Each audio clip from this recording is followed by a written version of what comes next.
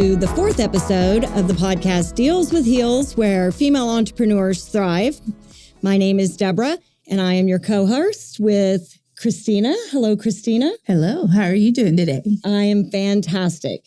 Today, we also have a special guest with us, Dr. Lauri, who is the owner of Elysian Wellness and Aesthetics.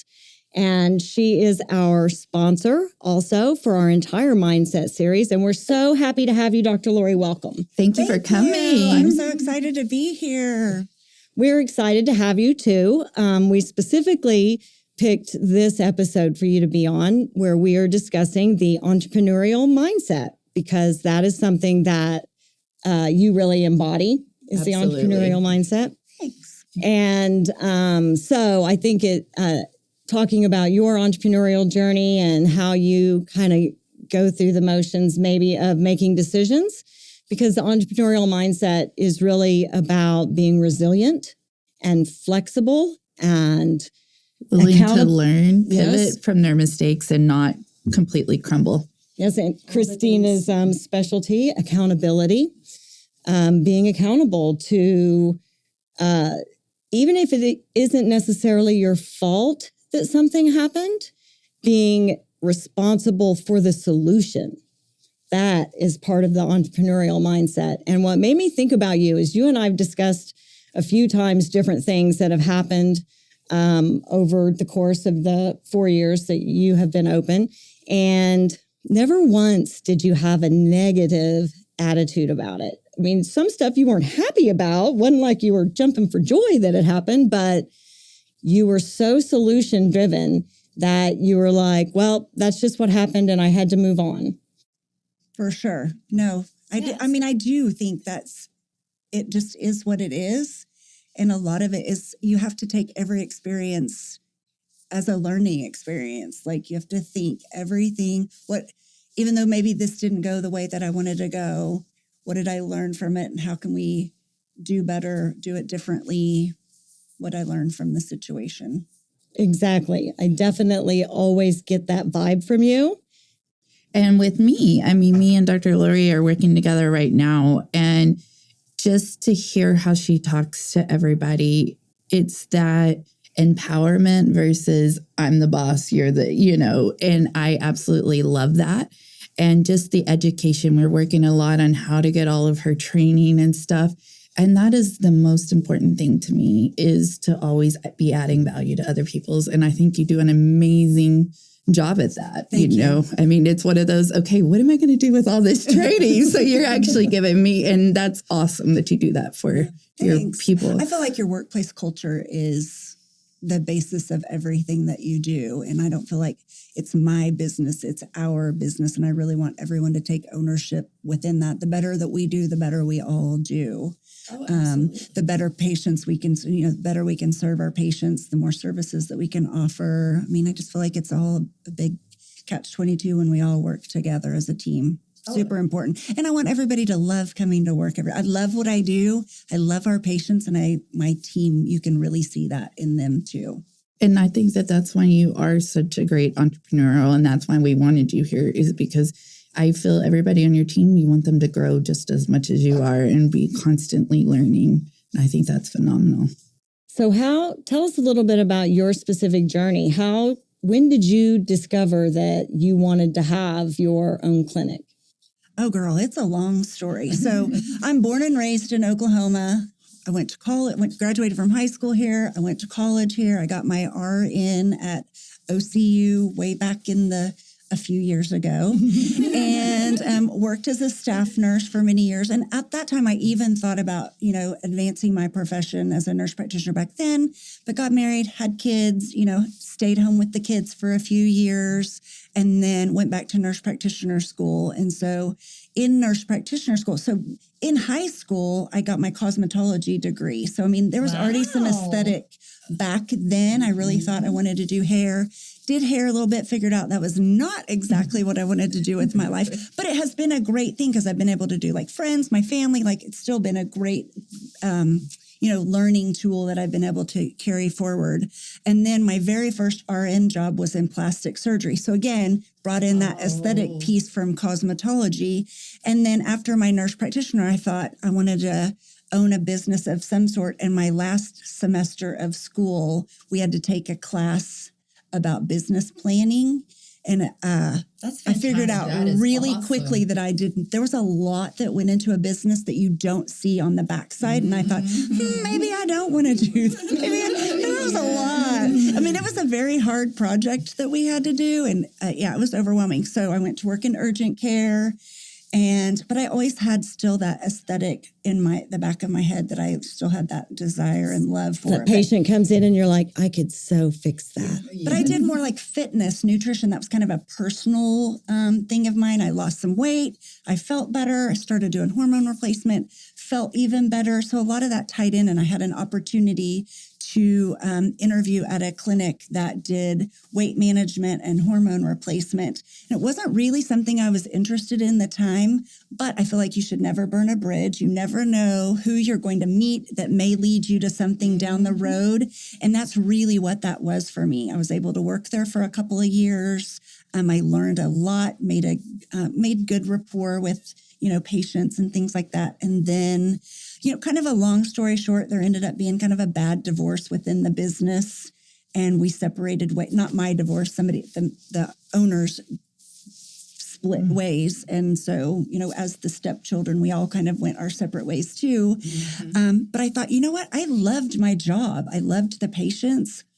I'll just do that on my own. So there was a little bit of hard feelings separating, and they kind of just pissed me off. And I thought, you know what? Screw you. Yes, I can go do this, we've all been there. but I'm going to do it better. So that's kind of how the weight management and hormones came in. And then the aesthetics just came as people asked about it. They were getting their pellet every 3 months. Can I do my Botox while I'm here? Again, it was part of my background. I had done it a little bit in plastics, though. Aesthetics has changed in 20 years tremendously. I've had to learn a lot. Yeah, so that's how we got to where we're at now, that Elysian was born. What's your favorite thing to do? Oh my gosh. There's so many choices. Probably my favorite. My favorite's probably injectables. Like, I love just that you almost get that instantaneous gratification from doing filler, or sculptor is truly my favorite because of the result you get in the long run. Right. But there's something, I'm not an artist. I can't draw a stick figure to save my life, but there's something you are able to have that artsy side of me come out through the needle. The creativity. Yes. Creativity is a very big part of having an entrepreneurial mindset. Yeah, and you really look at lights and shadows. And absolutely. There's a lot in that. Yeah, there is definitely. What do you think your biggest challenge has been after opening your business? I knew nothing about running a business, like literally nothing. So to come in the door and know, I'm not even playing when they said you need to make a pro forma and you need to make a business plan. I didn't even know what a pro forma was. So all of the business aspect of it, I have really had to study and reach out and ask mentors questions and take classes. And there's a lot of resources out there for people that want to open a business, but finding them and taking the time to really apply it. It's a full-time job by itself. And then trying to see patients on top of that, that's been quite a challenge to learn. What's a KPI? How do you make a sales goal? How do you know what your ratios are? And how do I know what it's even supposed to be? Business isn't a 50% markup. Yeah. And there's a lot of expenses that go on top of that. And how do you hold your employees accountable? Yes. And that creativity and problem solving really embodies the entrepreneurial mindset. And so you do, and the seeking knowledge for the rest of your life. Well, and as you're saying, you don't know all this, that's where that entrepreneurial mindset came in. You were willing to pivot, find different directions to be able to do that. And that's what makes that entrepreneurial so successful, is they are willing to continue to grow, even though it's out of their comfort zone. Absolutely. Absolutely. Our next segment is called Show Us Your Deals. And it really came about because of Christina and I. One of the things we bonded about, our common mindset But also, we both wear heels almost every day, although Christina's had a foot injury, so she's been having to wear flats. We don't discriminate. We don't discriminate. But what we would do is if one of us had something really good happen, whether we closed a sale or finished a class or whatever that was, had a successful campaign for a client, we would... Even in our spiritual journey, I mean, like big wins, our manifestations, things like that. Absolutely. We have done that as well. So we would send each other a photograph of our foot, of our heel.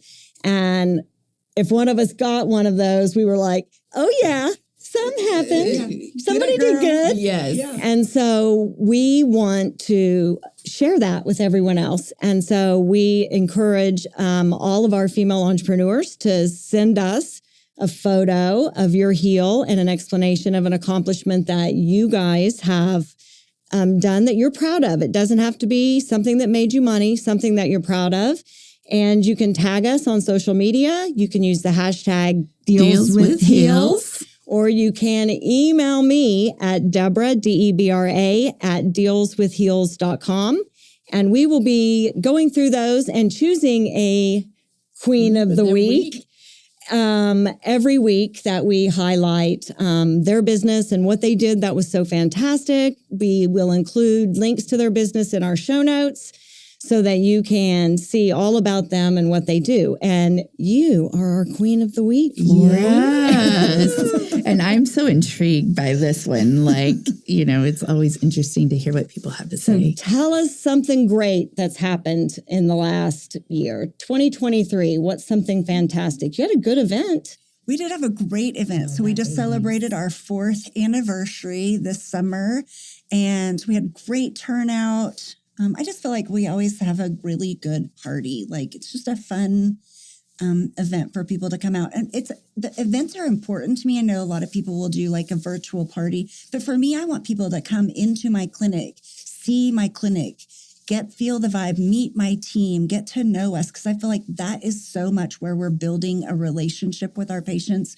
It is not about selling product or having sales on that day. Yes. Do we have great deals? Obvious. Yeah, we do. It's a great day to buy things, but I want people to get to know me and get to know my team because that's really the foundation of our practice. It's a big thing. We ask people to come in that are telling their things that are their most vulnerable. I don't like my smile. I don't like this wrinkle. I don't like this spot. I don't like my sun damage. There's things I don't like about myself. And then we're asking them to take their makeup off and show us and let us take pictures, meeting people at their most vulnerable. And I feel like you have to have that relationship and a trusting relationship moving forward. That people know that we're really there to help you with your self-confidence. I want you to come in and I want you to leave feeling like a badass bitch. Like you can take on the world. Like I look good. I feel good. Yeah. Absolutely. And I do feel like it's important because you do an individual with everyone that you meet with. Just because somebody likes someone's pouty lips doesn't mean those exact lips will look good on someone else, or that you could even accomplish it with your stuff. So I think that is really important too. Yeah. Well, I will definitely say that was the first night I have met you, and you were 100% on it in the sense of building that relationship. When you walk into somewhere like that, especially somebody that has had self-esteem issues, and I will honestly say you empowered me just because, one, I'm a sucker for a party, guys, and she did amazing on that. And number two, it was your whole staff. I mean, like, I felt very at ease at some place that was a big monumental point for my path. And so I was very excited to be able to do this with you because I saw it all right there. And I knew 100% y'all are truly genuine and just want to help other females. And I think that's awesome. I'm glad we're getting our message across. I think that's really important just because that's our goal and our mission. I'm glad to see that we're implementing it and that it can be seen on the other side. I do feel like everybody has their own natural beauty, but it can be really intimidating to go into a med spa. A lot of them are just, you feel like you have to have your hair and makeup and be just so and look like Barbie. And that's not at all my staff or me at all. Like, Come No, in we're and normal. show us your warts because we will fix them.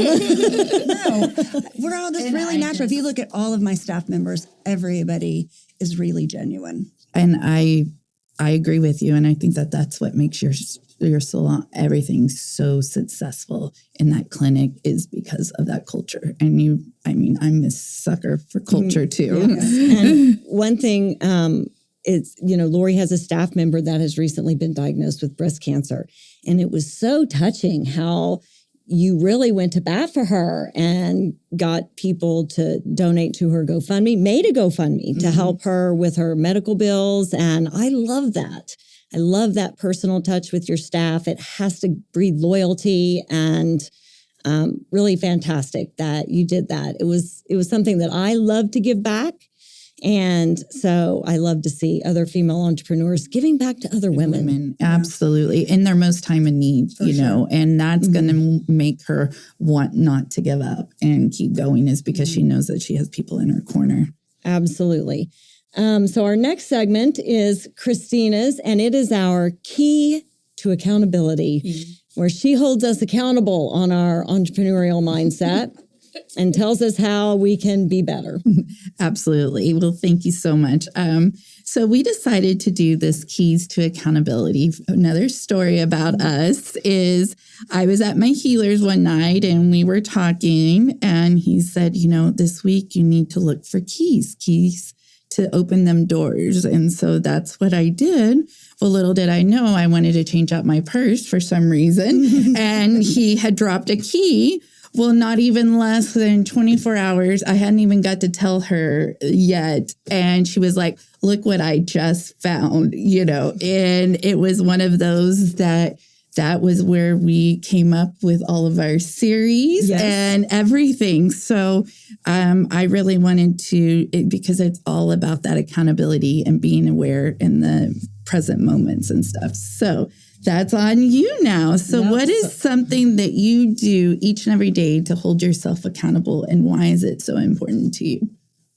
I don't know that I have anything I am a checklist person. So I do like to have a checklist, and I am pretty routine oriented. I like things to be predictable and the same. But I feel like, when we're kids, we have to tell our kids, you need to go take a shower, you need to brush your teeth, and at some point in time, some maturity comes along, and my mom doesn't call me today and tell me, did you brush your teeth? Yes. Did you take a shower? There is a sense of like some I don't know what the word I'm looking for, but like motivation and accountability to yourself. Discipline and on that one. Yeah, nobody tells me I have to get up and go to work every day, but I love what I do, so I do it. So a lot of my tasks have that same sort of inner accountability to it. And I do think that can be challenging if you're not doing what you love to do. And it can be really hard to get up and do whatever it is. I mean, going to the gym, you have to be intentional about it. You have to sometimes put it on your calendar, put on your checklist. I'm going to work out today. Or else the day goes by and all of a sudden you're at bedtime, and then a week goes by and a month and you haven't gotten your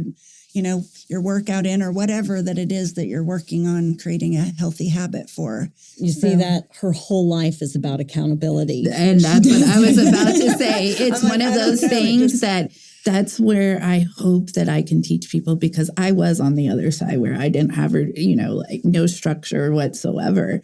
And being able to be that checklist girl and holding myself accountable and doing it, that is the hardest thing people do not understand, is self-discipline. Yep, for sure. And that's what makes us all entrepreneurs, is because we are disciplined enough in ourselves to keep going. It's that, yes, I know. But like you said, it was when I used to not love what I did. And it got to where it got hard to wake up in the mornings and get motivated to do anything. It does. And motivation will only take you so far. True. If you only work out when you're motivated, you're not working out every day. Discipline wins the day. Yes. And you can't have discipline without that accountability.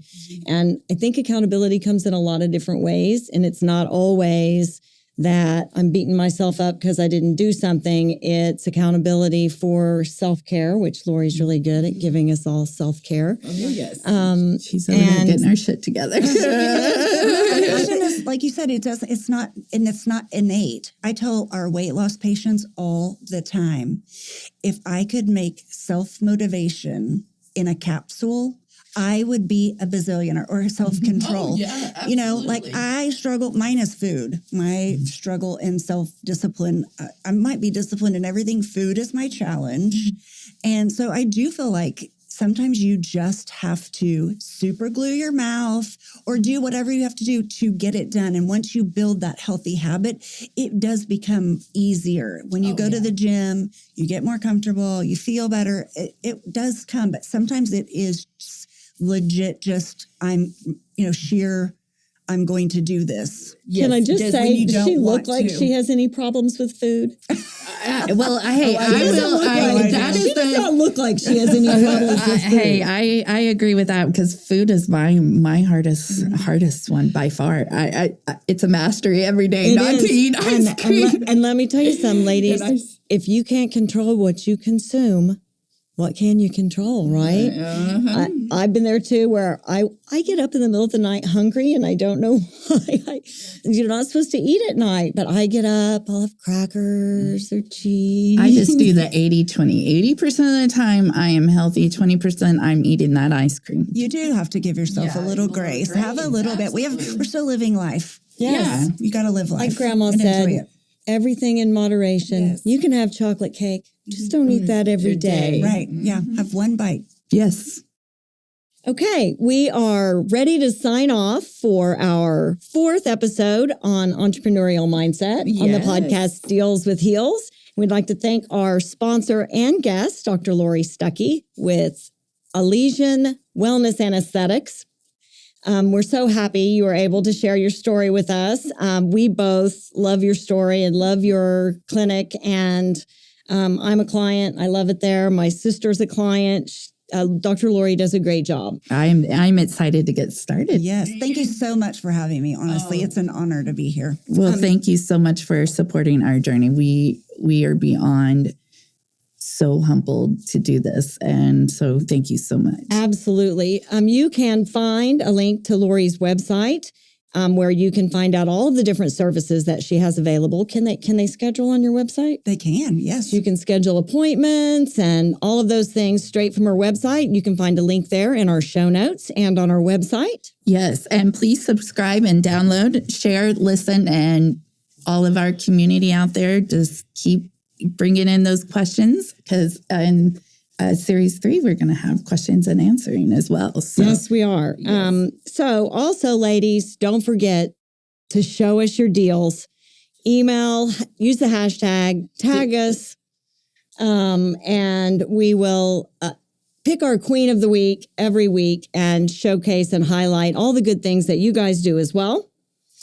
And don't miss our next episode. It is our final episode in our mindset series where we discuss the challenge mindset, which kind of goes in all the others. Yes. Because you never know when you're going to have that challenge come up and you have to meet it and fire it up. Oh, yeah. So, climb up that hill or, swim. Swim up that hill. So that is all we have for this episode. Again, thank you, Dr. Lauri, for being with us. And as usual, my soul sister, Christina. Well, I've enjoyed every bit of this, and thank you so much for being on this.